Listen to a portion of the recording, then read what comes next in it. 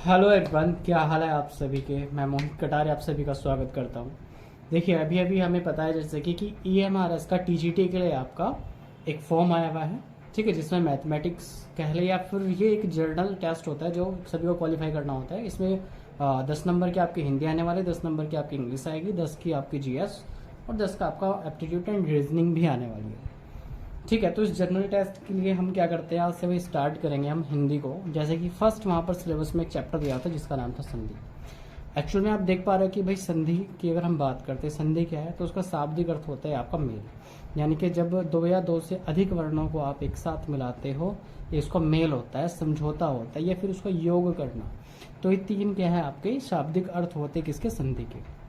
चलिए डेफिनेशन की बात करते हैं तो देखो, दो निकटवर्ती वर्णों का मेल या फिर योग क्या कहलाता है आपका, संधि कहलाता है। अब संधि एग्जाम में सीधा सीधा पूछा जाता है भाई संधि के भेद कितने होते हैं। तो ध्यान रखना, क्वेश्चन को उसने पूछा है संधि के भेद कितने होते हैं, तो हम कहेंगे कि संधि के 3 भेद होते हैं। कौन कौन सा, आपका स्वर संधि, व्यंजन संधि और आपका विसर्ग संधि होता है। फिर अगर हम बात करें कि भाई स्वर संधि की, है ना, तो देखो स्वर संधि क्या होती है, इन 11 स्वर में से, इन 11 स्वर में से, है ना, 11 स्वर में से किन्हीं भी दो, है ना, किन्हीं भी अगर कोई भी दो स्वर आ जाए तो वो आपकी स्वर संधि कहलाते हैं। देखो 11 स्वर होते हैं आपके, ए आ ई उ औ री ए, है ना, आई ए ओ।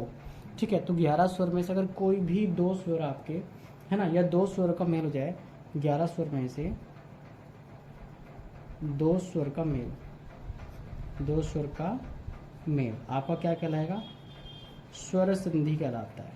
ठीक है, इनका 11 में से किन्हीं भी दो का मेल आपका स्वर संधि कहलाता है। अब बात करते हैं सर स्वर संधि, है ना। देखो जब आपकी स्वर संधि आएगी तो एक्चुअल में स्वर संधि के 5 भेद हो गए। ध्यान रखना, अपने आप में इसके 5 भेद होते हैं। मैं इसका फर्स्ट आपको बता रहा हूँ कि स्वर संधि के 5 भेद होते हैं। मैं यहाँ पर भी लिख दे रहा हूँ, ये लो भाई 5 भेद होते हैं, जिसमें पहला बनता है आपका दीर्घ संधि। कौन सा आएगा, दीर्घ संधि आएगा। ये थोड़ा सा आपको ध्यान रखना है, ये व्यंजन संधि का पार्ट नहीं है, ये यहाँ से लिख रहा हूँ आपका, है ना, दीर्घ संधि। अब दीर्घ संधि कहाँ पर होगी, तो जहाँ पर भी आ, है ना, ई या फिर री, ठीक है, आ ई री या फिर ओ, यानी कि जहाँ पर ये 4 स्वर मिलकर बनेंगे वहाँ पर आपकी दीर्घ संधि होगी। और दीर्घ संधि की खास बात ये होती है कि यहाँ पर समजातीय स्वर आते हैं। समजातीय, समजातीय का मीन्स होता है एक जैसे स्वर आएंगे ना, समजातीय स्वर। ये थोड़ा सा ध्यान रखना है आपको, है ना, समजातीय स्वर आएंगे। क्योंकि देखो ए आ कैसे बनेगा भाई, जब ए प्लस ए मिलकर बनता है तो आपका आ जाएगा आ। ठीक है, क्योंकि दीर्घ संधि है तो दीर्घ संधि की खास बात तो ये है कि भाई समजातीय स्वर होते हैं एक जैसे।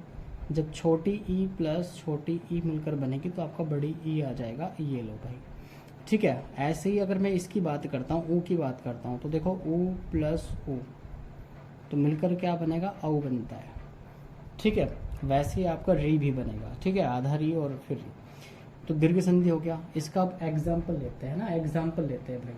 कैसे एग्जाम्पल लेंगे, कुछ एग्जाम्पल्स मैं आपको देने जा रहा हूँ, तो थोड़ा सा यहाँ पर एग्जाम्पल्स का ध्यान रखना। दीर्घ संधि के एग्जाम्पल, जैसे एक एग्जाम्पल होता है आपका विद्यालय, विद्यालय, है ना, तो विद्यालय हो गया। अब विद्यालय में क्या होगा, तो देखो जब मैं इसका संधि विच्छेद करता हूँ आपका, है ना, जब मैं इसका संधि विच्छेद करता हूँ, ये आपका एक्स्ट्रा लग गया, इसको हटा देना भाई, है ना, ये यहाँ पर नहीं होगा। तो विद्या का सबसे पहले आपको मूल शब्द लेना है, जैसे विद्या प्लस आर्य। ठीक है, तो क्या बनेगा, देखो यहाँ पर आ प्लस आ, क्या बना आपका आ। और जब ये बन रहा है तो कौन सी संधि है, आप कहोगे सर ये है दीर्घ संधि। ठीक है भाई, कौन सी संधि हो जाएगी आपकी, ये हो जाएगी आपकी दीर्घ संधि। तो थोड़ा सा इसलिए भी थोड़ा ध्यान रखना है, क्योंकि यार स्पेस यहाँ पर कम होता है, तो भाई जितना स्पेस है उसके रिगार्डिंग मैं आपको वर्क करा दे रहा हूँ, है ना। मैं चाहता हूँ कि भाई आपको जो है कम समय में आपको ज़्यादा मिल जाए। तो विद्यालय में आपकी क्या है, दीर्घ संधि है। अब एक एग्जाम्पल और लेते हैं, एक एग्जाम्पल जैसे कि मैं यहाँ पर एक एग्जाम्पल और ले रहा हूँ भाई आपका, तो विद्यार्थी, है ना, तो विद्यार्थी का एग्जाम्पल लेते हैं भाई। विद्यार्थी में क्या होगा, तो देखो मूल शब्द तो क्या आपका विद्या और प्लस, है ना, ध्यान रखना ये एग्जाम में आता है आपका विद्या प्लस अर्थी। तो हम कहेंगे देखो आ प्लस ए क्या बनेगा, आ बनता है, इसका मतलब यहाँ पर दीर्घ संधि है। कुछ और दो से एग्जाम्पल और क्लियर करते हैं ना दीर्घ संधि कहाँ कहाँ पर लगेगी। तो मैं कुछ एग्जाम्पल ले रहा हूँ, जैसे कि मैं चलता हूँ यहाँ पर कार्यालय में। तो कार्यालय की क्या होगा, संधि विच्छेद भैया अगर आप करते हो तो कार्य प्लस आलय। तो देखो क्या बनना है यहाँ पर ए प्लस आ मिलकर क्या बनेगा, आ बनता है। मीन्स ये कौन सी हो जाएगी आपकी दीर्घ संधि हो जाएगी। ठीक है दोस्त, चलो और एग्जाम्पल लेते हैं। कार्यालय के बाद हम एक एग्जाम्पल और लेंगे, जैसे कि दयानंद है ना, दयानंद। तो दयानंद में क्या लगेगा, दया जो कि आपका मूल शब्द है प्लस आनंद। ठीक है, तो देखो आ प्लस आ क्या बनेगा, इसमें दीर्घ संधि हो जाएगी जहाँ पर भी आ बनता है। नेक्स्ट एग्जाम्पल और लेते, देखो पूरावेश लीजिए, है ना, एक एग्जाम्पल और है पूरावेश।